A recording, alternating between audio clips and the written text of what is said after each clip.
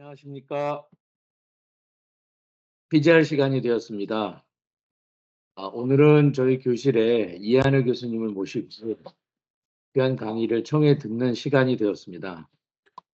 이한을 교수님 잠깐 소개시켜 드리면 2006년도 2월에 저희 연세대학교 의과대학을 졸업하셨고요. 저희 병원에서 전공의하고 펠로우를 모두 수료하셨습니다. 펠로우 기간을 좀 길게 가지셨던 게 특징적이시고요. 그다음에 석사 박사를 모두 하셨고 박사 지도는 이영목 교수님께서 해주셨습니다. 오늘 해주실 내용은 SMA에서 진단, 치료 그리고 최신 지견에 관한 내용인 것으로 보입니다. 잘 들으시고 저에게 많은 도움이 됐으면 합니다. 네, 소개 감사드립니다. 저는 유인세브란스 교수 이한일입니다. 오늘 제가 말씀드릴 내용은 Spinal Muscular Atrophy, 그러니까 턱수성 근위축증입니다.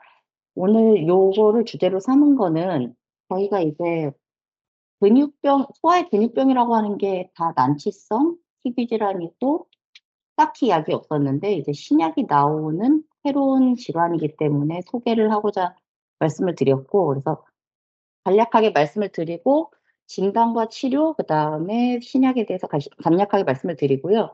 저희가 그래서 여기에 신약이라는 게 여러 가지가 있습니다. 뭐 스핀라자라는 약도 있고, 그다음에 졸겐스마라는 약도 있고, 뭐 에브리스디라고 이제 곧 나올 약도 있는데, 졸겐스마를 저희가 쓴 케이스들이 세브란스의 제 환자뿐만 아니라 여러 케이스가 있는데, 일단 제 환자에 대해서 간단히 말씀드리면서 내용을 마치도록 하겠습니다.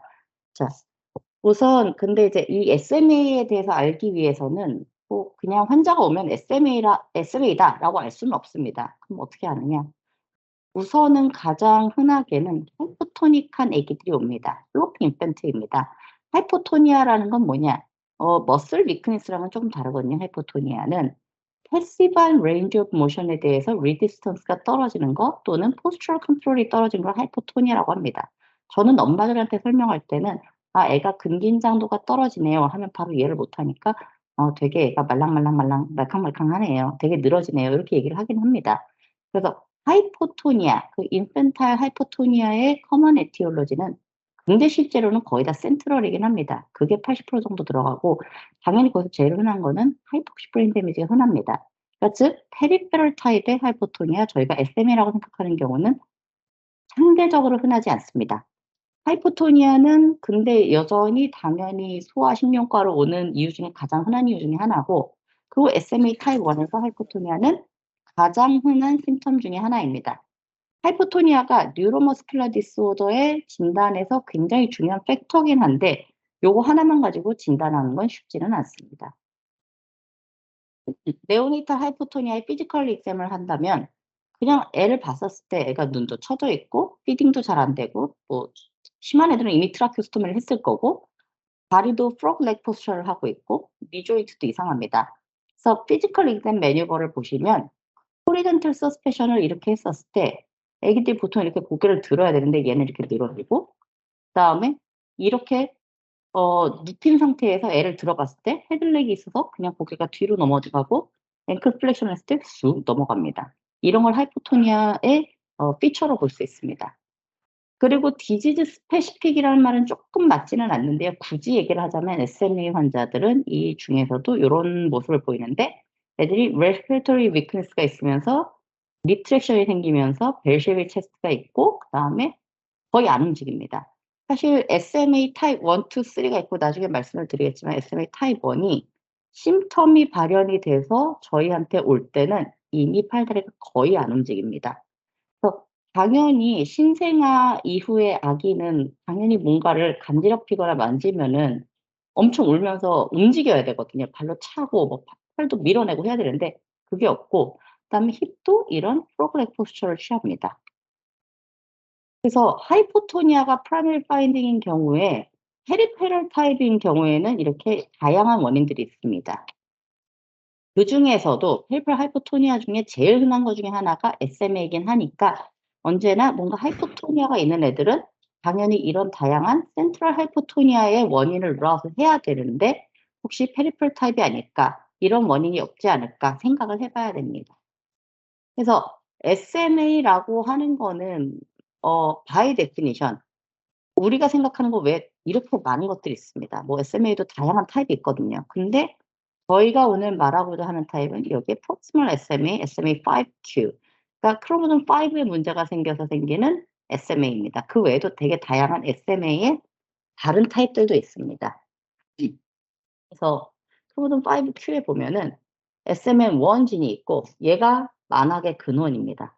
근데 SMN2라는 애도 있고 얘는 SMN1과 거의 90% 호몰로거스합니다. 그래서 99% 호몰로거스합니다. 그래서 여기서 보시면은 SMN1 진이 SMN 프로틴을 만듭니다. 서바이벌 모터 뉴런 프로틴을 만들고 얘가 결국은 살아남아야 우리 같은 정상인들은 그냥 살아남는 거고 근데 SMA 환자들은 이 SMN1 진이 뭐가 문제가 생겨서 이게 펑셔널 앱센스가 생깁니다.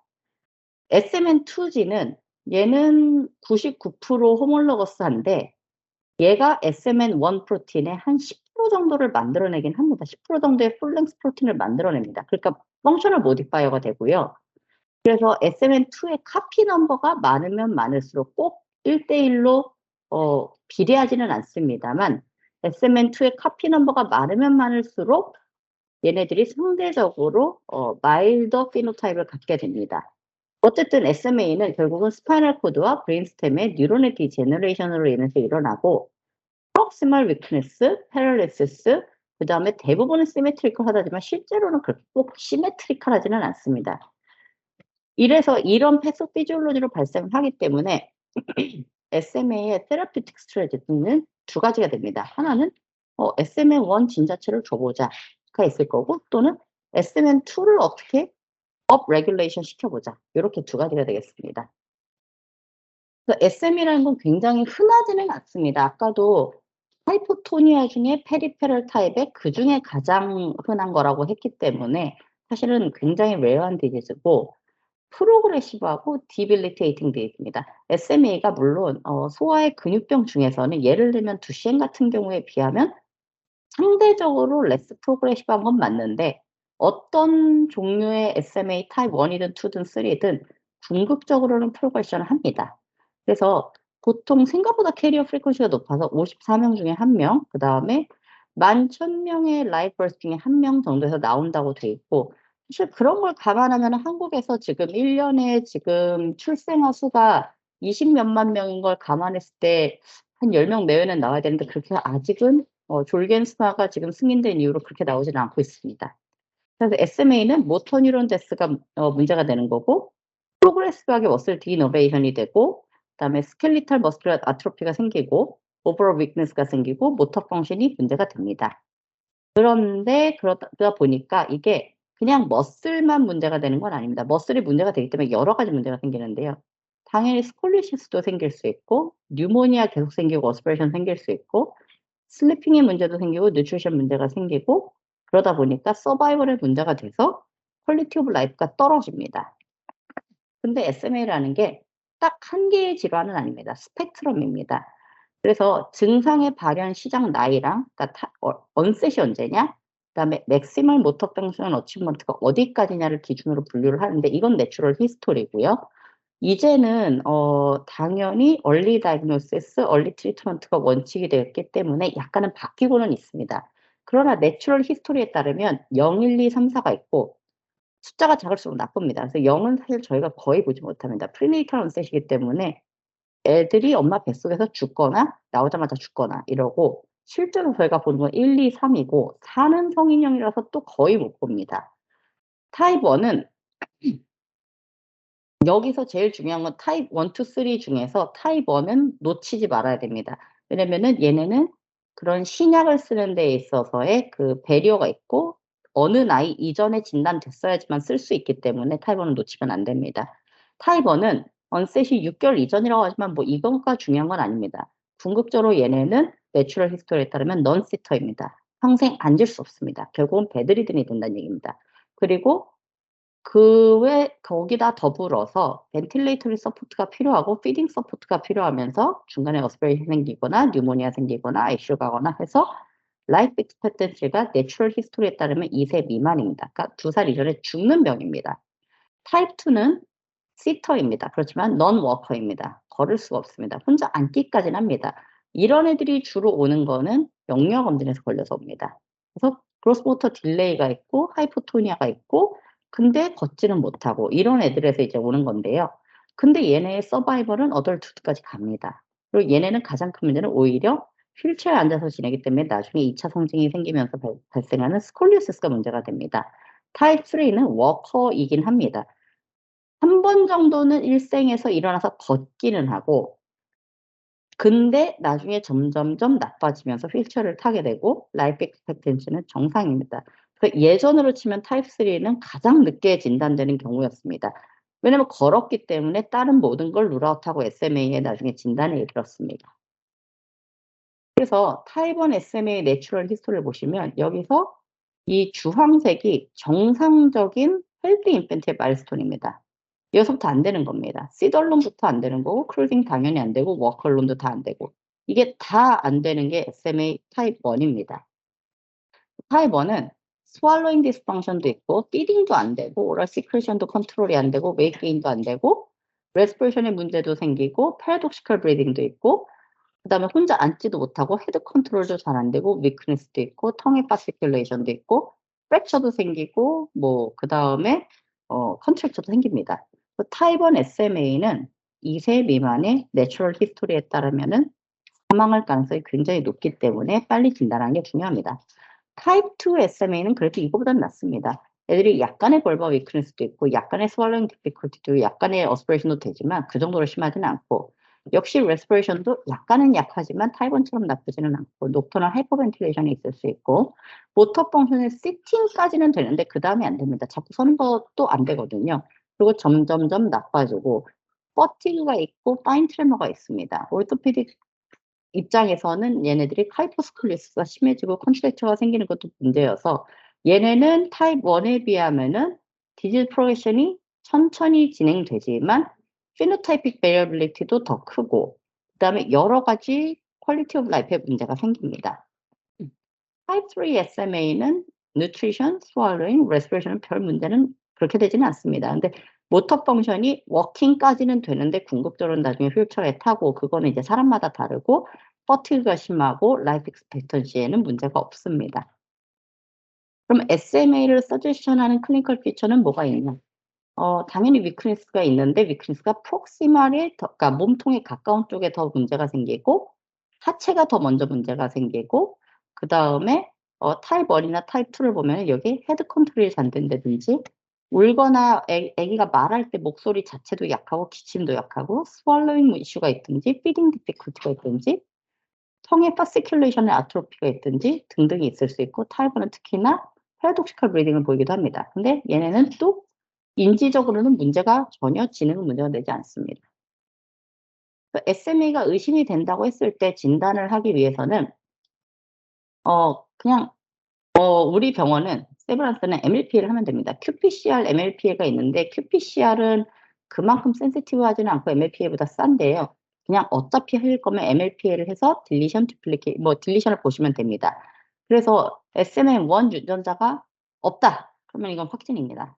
근데 이게 거의 95%인데 5% 정도에서는 SMN1 유전자가 있어? 그러면 그다음에 시퀀싱을 해서 돌연변이가 있는지 보시면 되고 이거 두 개가 아니면 이거는 우리가 생각하는 일반적인 약을 쓸 수 있는 SMA는 아닌 겁니다. 그러니까 다른 거를 확인해 봐야 됩니다. 그래서 케어 매니지먼트에 대해서는 아주 간단히 넘어가겠습니다. 케어 매니지먼트에서 중요한 거는 이건 멀티 디스플레이 케어가 중요하고 제가 환자들을 볼 때 여러 교수님들께 보내기도 하고 지금 용인에서도 그렇게 하고 있는데 제가 예전부터 이걸 공부할 때 아쉬웠던 거는 소아 뉴로가 진단하고 끝나는 건 아닙니다. 저는 소아 뉴로가 케어 코디네이터 역할을 하고 그렇게 해야 된다고 생각을 해서 소아 뉴로가 여기서 케어 코디네이터를 하면은 여기서 프라이머리 케어 프로바이더는 이거는 사실 뭐 외국 입장이고요. 그밖에 뭐 임상 유전이라든지 팔리에이티브 케어, GI, 누트리션, 그다음 펄모, 레스피레이션, 오르토피딕스, 리헵 나머지가 다 같이 팀으로 환자를 봐야 됩니다.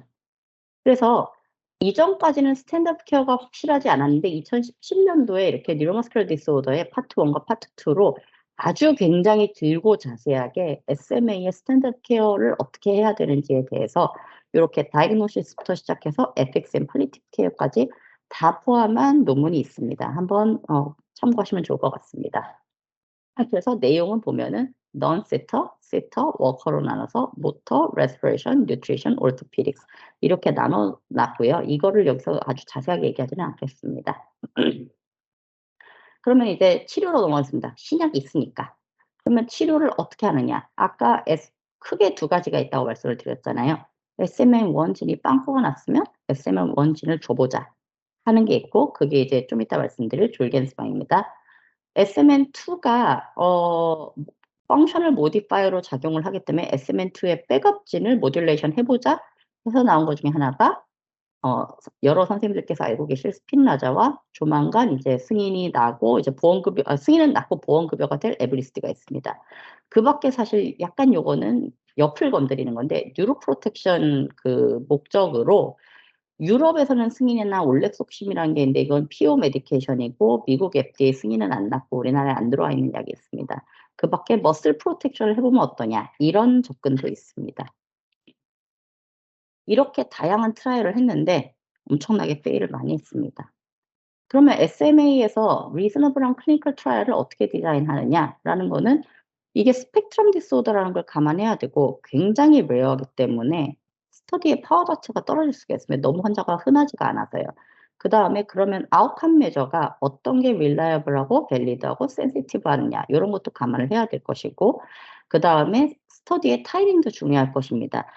좀 이따가 말씀을 드리겠지만 SMA 특히 타입 1 같은 경우는 출생하고 6개월 이내에 95% 이상의 모터 뉴런의 로스가 발생합니다. 그러니까 빨리 하면 빨리 할수록 모터 뉴런이 프리저베이션 된 상태에서 할 수 있겠죠.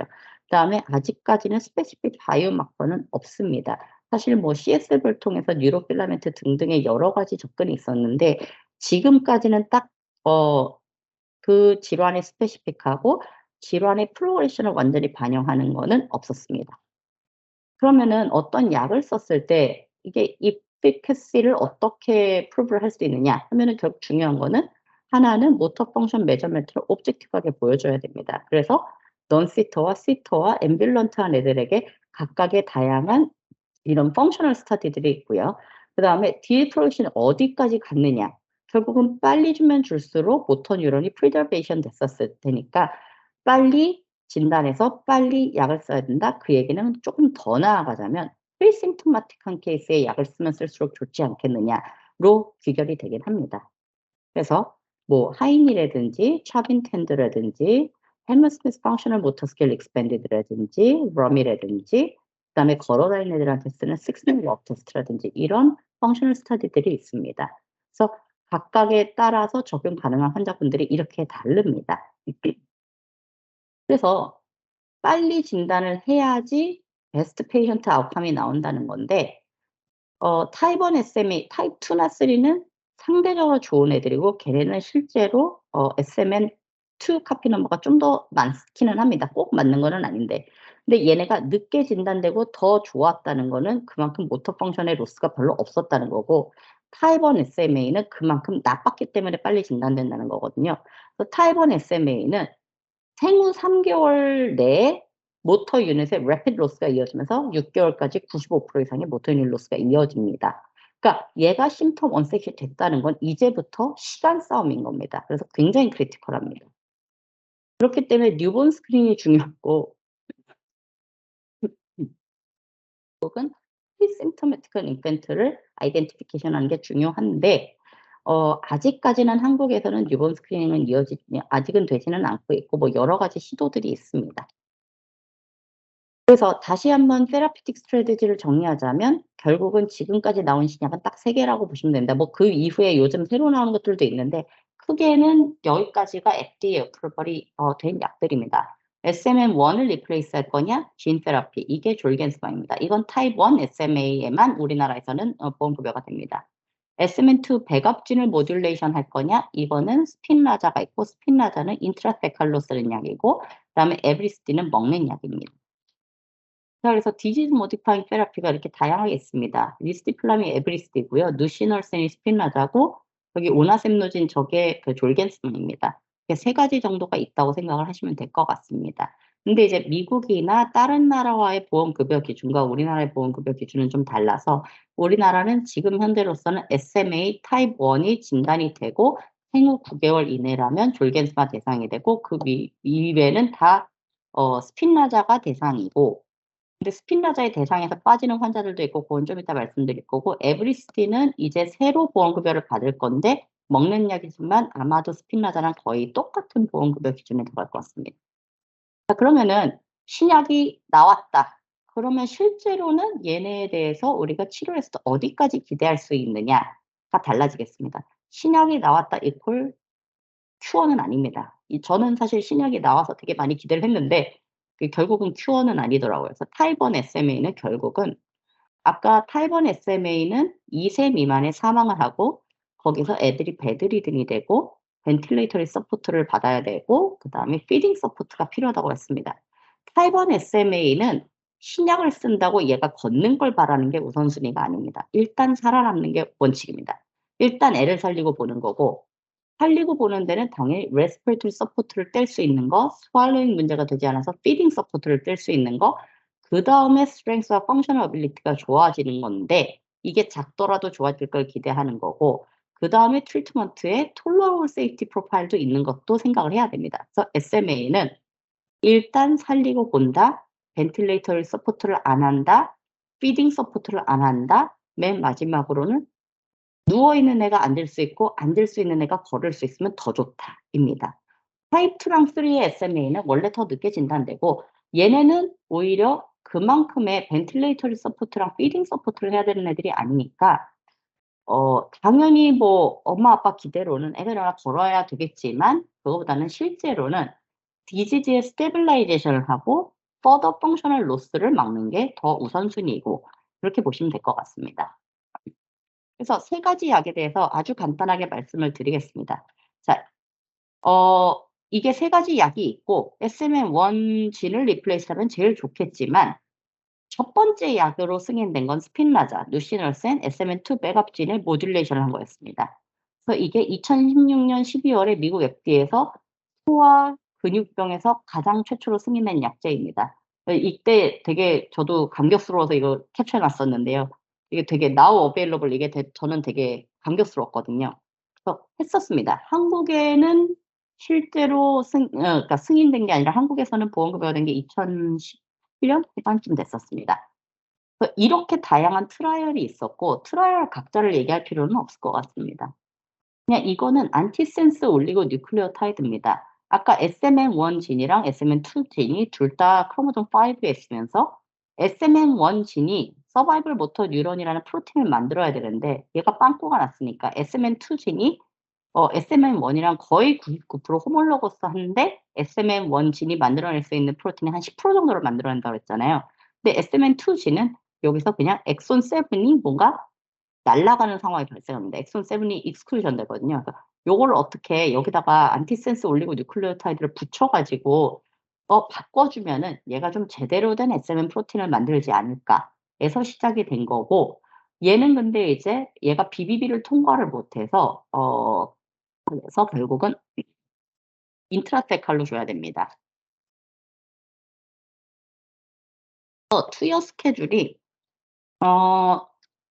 첫 사회에 도입 용량이 필요하거든요. 그래서 0, 14, 28, 63 4번을 인트라테칼로 주고 그다음부터는 4개월마다 한 번씩 주는 거고 그렇게 해서 하는데 이게 급여 인정 기준을 보면은 당연히 뭐 유전자적 진단을 받은 5q SMA인 건 맞는데 만 3세 이하의 임상 증상과 징후 발현 이래서 여기서 진단된 지 굉장히 오래된 그것도 늦게 진단된 성인형 SMA가 다 떨어져 나갔고 그다음에 SMA 아까 3를 얘기했던 이유 중에 하나는 SMA3는 걷는 애들이기 때문에 되게 늦게 진단되거든요. 그래서 여기서 3세 이전에 진단받지 못한 SMA3 소아가 다 떨어져 나갔습니다. 그다음에 영구적 인공호흡기를 사용하고 있지 않는 경우 이거의 문제는 사실은 논문에 따르면 궁극적으로는 이미 영구적 인공호흡기를 쓰고 있는 타입 1 SMA의 경우에 얘네가 배드 리듬이기 때문에 운동 기능 평가를 통해서 얘네가 호전된다는 거를 보여주기가 굉장히 쉽지 않습니다. 그래서 요거는 이제 또 뉴럴로지스트들의 이제 숙제 중에 하나고요. 그러다 보니까 4개월마다 환자를 이제 줘야 되는데 매번 심평원에다가 미리 사전 그 심의를 받아야 되고, 중단이 되는 경우가 하나는 영구적 인공호흡기 사용이 필요한 경우, 또는 운동 기능의 유지 또는 개선을 2회 연속 입증하지 못하는 경우인데, 여기서 좀 아쉬움이 많습니다. 나이가 들면 들수록 얘네는 배드 리듬인 것도 중요하지만 포스처럴하게 컨트랙처가 생깁니다. 근데 컨트랙처가 생기면 컨트랙처 자체 때문에 운동 기능을 보여줄 수 자체가 없거든요. 예를 들어 손가락이 구부러진 채로 있으면 손가락을 들어 올린다. 점수가 나올 수가 없습니다. 그래서 요건 좀 아쉬운 점이 있습니다. 그래서 각각의 트라이얼에 대해서 말씀드릴 필요는 없을 것 같고, 이 스핀라자가 승인에 이르게 된 그냥 요 그래프를 하나 보시면 되겠습니다. 결국은 어떻게든 이걸 썼을 때 애들이 좋아져야 되는 거고, 또는 나빠지지 않아야 되는 건데, 사실은 여기 보시면 이 그래프에 얘네들이 다 이미 심텀 언셋이 된 애들입니다. 심텀 언셋이 된 애들이고, 그중에서 조금 더 SMA 타입 1에 SMA 타입 1이었던 애들은 이거밖에 안 됩니다. 이게 운동 기능 평가거든요. 이렇게밖에 안 되고, SMA 타입 2는 좋아는 졌지만 이게 예전보다 좋아진 거지 그렇게 펑셔널리 좋아졌다고 말하기는 좀 쉽지는 않은데, 그럼 얘네는 뭐냐? 이게 결국은 이 승인에 이르게 된 배경인데요. 프리심토매틱 임플란트입니다. 그래서 미국에서 그다음에 유럽에서 이런 아기들이 있는 집에서 시블링이 태어났을 때 스크리닝을 하고 그러자마자 들어간 애들, 그러니까 프리심토매틱 임플란트입니다. 이건 뉴본 스크리닝은 사실 아니었습니다. 프리심토매틱 임플란트가 들어가서 예를 들어 SMA 타입 1이나 타입 2에 시블링이 있는 경우 어차피 거의 비슷하게 갈 거라고 생각을 할 수 있으니까요. 근데 얘네가 니어 노말에 이르렀고, 이 중에서 이 밑에가 SMN2 카피가 2개. 결국 아마도 presumably SMA 타입 1이고 얘네가 SMA 타입 2였을 애들이 이렇게 거의 니어 노말에 가깝게 좋아지는 걸 보고 승인이 난 겁니다.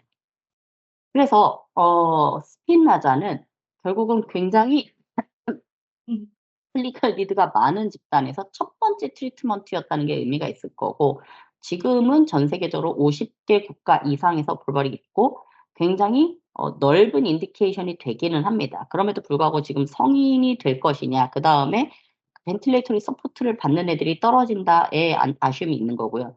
그러나 이 약의 가장 큰 문제는 럼바 펑처럴 인트라세컬 어드미니스트레이션 4개월마다 해야 된다는 게 이게 쉬운 건 아닙니다. 더더군다나 얘네들이 스콜리시스가 심하고, 타입 2 같은 경우는 이미 10대 때 스콜리시스 심해서 서저리를 한 애들이 있어서 접근이 쉽지는 않습니다. 저희 그 용인 세브란스에서는 지금 하는 환자는 성인이고 서저리를 하지는 않는데 스콜리시스가 너무 심한 타입이라서 저희 같은 경우는 NS 교수님께서 엑스레이 보면서 그렇게 해서 진행을 하고 있습니다. 그래서 저희 그 세브란스에서는 강남 세브란스의 이영욱 교수님이 가장 많이 스핀라자 지금 하셨고요. 거기서 이렇게 이번에 발표를 한 내용이 있습니다. 나중에 한번 읽어봐 주시면 좋겠습니다. 그다음에 졸겐스마가 있습니다. 졸겐스마는 아까 SMN1 신 리플레이스먼트입니다. 졸겐스마는 AAV9 벡터를 이용해서 주는 겁니다. 줘서 이제 결국은 얘가 풀렌스 프로틴을 만들기를 바라는 거고, 그래서 이렇게 되는 건데, 이렇게 다양한 트라이얼이 있었고, 졸겐스마는 트라이얼 자체가 SMA 타입 1을 메인으로 이루어졌고, 이제 요즘 타입 2나 타입 3에 대해서 이제 트라이얼을 하고 있습니다. 그래서 승인도 타입 1만 났습니다. 그래서 이렇게 다양한 클리니컬 트라이얼이 있었고, 얘네는 IV로, BBB를 통과하긴 합니다. IV로 됐고, 근데 인트라세컬러면 혹시 더 좋나 해서 요즘엔 인트라세컬 트라이얼도 하고 있습니다. 그래서 이렇게 다양하게 SMA 타입 1에 대해서 트라이얼을 했고, SMA 타입 1에 대해서 트라이얼을 했으면 결국은 중요한 거는 얘네가 서바이벌이 되느냐, 그다음에 벤틸레이터리 서포트를 뛸 수 있느냐, 아까 벤틸레이터 서포트를 안 하고 살 수 있느냐, 피딩 서포트를 안 하고 살 수 있느냐, 그다음에 모터 펑션이 좋아지냐, 요 내용이고, 현재까지로는 최대 5.6년 팔로우까지 가기는 해서 이게 궁극적으로 어디까지 서스테인드 리스폰스를 유지할지에 대해서는 앞으로 좀 더 봐야 될 것 같습니다.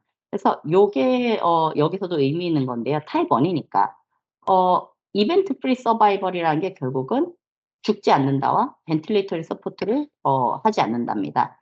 근데 요 그래프가 이 빨간색과 파란색이 두 개의 내추럴 히스토리 가장 큰 데이터거든요. 그래서 여기 보시면 2세에 사망한다 그랬는데 2세 그래도 뭐 요만큼 남아는 있습니다. 근데 졸겐스마 애들은 이렇게 버팁니다. 여기서 이게 승인에 이르른 거고 얘네도 프리심토매틱 데이터 때문에 승인에 이르렀습니다. 그래서 졸겐스마는 IV로서는 진 테라피고 원오프 트리트먼트라는 데 의미가 있고 이거 한 60분 동안 주면 됩니다. 그렇게 해서 프리심토매틱 또는 심토매틱 타입 1 SMA한테 줬을 때 효과가 있다는 걸 보여줬습니다. 마지막으로 에브리스티 리스티플람입니다. 이거는 먹는 약입니다. 다시 똑같이 얘는 다시 SMN2 업레귤레이션을 하는 약이고 그래서 얘네는 약간 후발주자기 때문에 나름 열심히 되게 다양하게 스터디 디자인을 다양하게 했습니다. 그래서 뭐 타입 2, 3 SMA, 타입 1 SMA, 그다음에 아무 약도 안 쓴 SMA, 프리심토매틱 SMA, 심지어 앰뷸런트 칠드런도 있고 여기에는 지금 없는데 다른 약을 먼저 썼다가 넘어온 SMA 등등이 있는데 얘네는 지금 후발주자고 아무래도 1:1 비교는 안 되지만 궁극적으로는 다른 약을 썼을 때와 비교해서 더 나쁘지는 않다라는 데이터가 나와서 FDA 어프루벌이 됐고 먹는 약이고 이거는 PEG 튜브로도 줄 수가 있습니다. 그래서 우리나라도 지금 승인은 났고 그다음 보험 급여를 기다리고 있는데 문제는 스핀라자와 거의 보험 급여가 겹칠 것 같습니다. 그래서 요렇게 먹는 약입니다. 그래서 저희가 졸겐스마 트리트먼트 케이스가 제 환자가 하나 있었고 제 환자 말고도 신촌에 여러 케이스가 있었습니다. 뭐 은호선 오지영 교수님께서 한 환자도 있었고 그다음에 김세희 교수님이 한 환자도 있었는데 제 환자만 간단히 말씀드리고 이제 맺도록 하겠습니다. 예전에는 이렇게 다리를 치우지는 못했거든요. 사실은 당연히 모터 뉴런 로스가 이미 됐으면 돌아올 수가 없는 건데 졸겐스마를 쓰면서 얘는 오히려 좋아지고 있다는 거를 저는 보여주고 있다고 생각합니다. 사실은 이런 게 굉장히 작은 변화이고 그래도 어쨌든 제때 진단을 해서 치료를 하면 내추럴 히스토리를 바꿀 수 있다. 이게 제가 오늘 말씀드리고 싶은 내용입니다. 제 내용은 여기까지입니다.